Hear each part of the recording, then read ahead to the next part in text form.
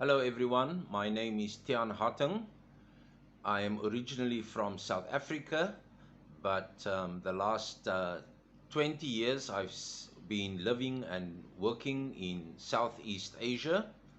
I spent 14 years in China and the last 6 years in Vietnam as a ESL teacher and an IELTS instructor.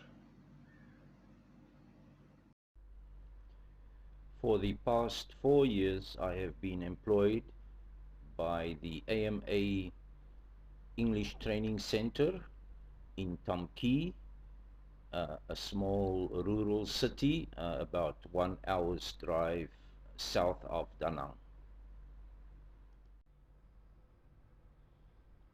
I am the author of 3 IELTS textbooks, um, an English-Chinese glossary containing 12,000 words according to the IELTS topics, um, a book about speaking, part 1, 2, and 3, and a book about writing, task 2. In this video, we are going to focus on a topic from the speaking book, and we will be dealing with part 2. Topic 550, a childhood toy. Describe your favorite childhood toy. You should say what it was, who gave it to you, and why did you like it. Thank you for the opportunity to speak to you. If I had to describe my favorite childhood toy, I would like to tell you about a kite that I had. It was bright yellow and blue and had a long tail. It was given to me by my father on my 10th birthday. He had made it by himself from scraps of wood and some plastic sheeting.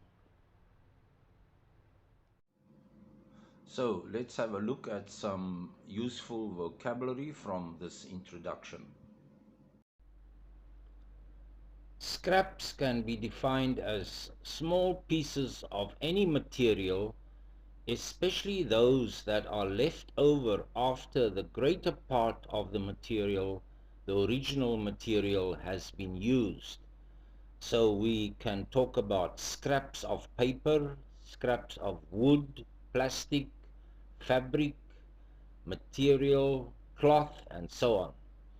In the case of food, we can talk about food scraps, but it's more common to talk about food leftovers.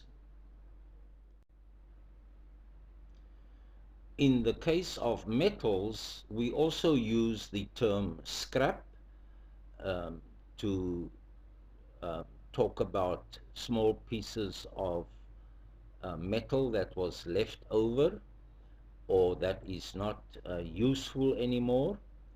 And we even go further and call the place where these scraps are stored or where they are processed, we call that a scrap yard.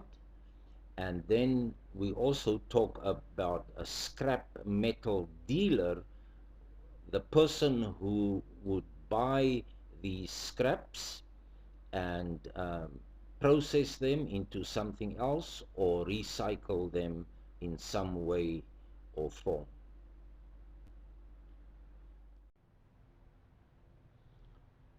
Plastics are a group of synthetic materials. In other words, they are man-made. These materials can be shaped when they are soft and then hardened to retain or keep the given shape that we want them to be, but they will still remain flexible. For example, if you hold a plastic cup in your hand, it will remain in that shape, but you can actually give it some other shape by pressing it with your fingers. Plastic bottles are very common. Plastic cups, plastic straw that we use to drink our soda, and We use plastic spoons, knives, forks, when we eat junk food, fast food.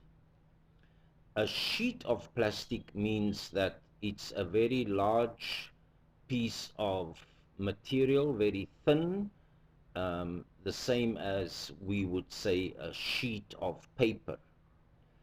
Plastic is even used in other fields, like in the medical field. We have plastic surgery, although there is not actually plastic involved. It's just a phrase.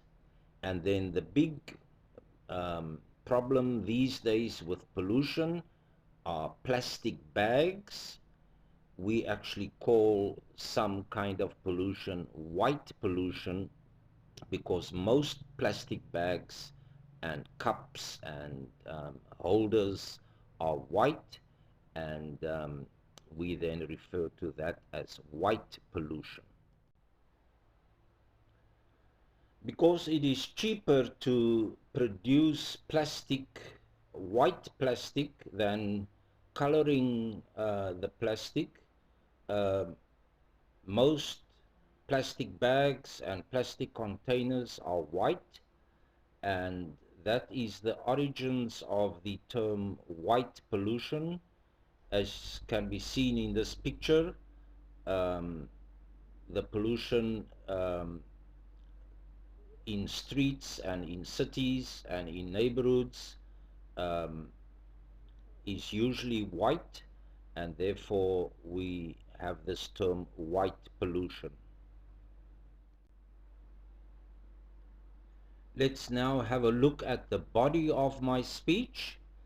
There are several reasons as for why I would like to tell you about my kite as my favorite childhood toy.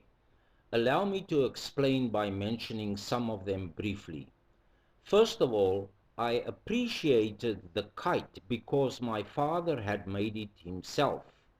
What I mean to say is that I loved the kite more than the toys that were bought in the shops. Secondly, the kite gave me the opportunity to go and play outside. For instance, I would go to the local park on windy days and fly the kite for many hours at a time. Last but not least, I loved the kite because it gave me the opportunity to experience a sense of freedom. That is to say, when I flew the kite, I would in turn feel as free as the kite flying high up in the sky. So those were some thoughts on my favorite childhood toy. And with that, we get to the end of our discussion of this topic in part two.